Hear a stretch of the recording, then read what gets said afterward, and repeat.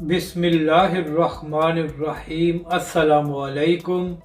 آپ دیکھ رہے ہیں 83 نیوز۔ کامیاب شٹر ڈاؤن کے بعد ایک اور بڑا سرپرائز علامہ سعد رضوی نے بڑا اعلان کر دیا۔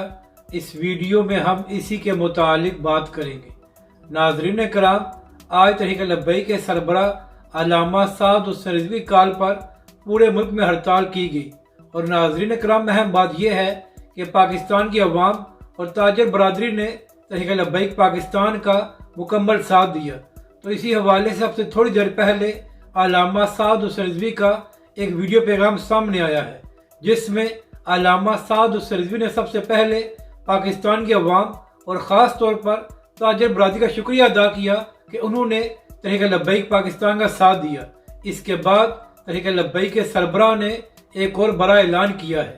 ناظرین کرام، علامہ سعد رضوی نے یہ اعلان کیا ہے کہ 3 مارچ جمعے کے دن سپہر 3 بجے تحریک لبیک پاکستان تمام پریس کلبز کے باہر ایک پروٹیسٹ کرے گی، جو پاکستان میں مہنگائی ہو گئی ہے۔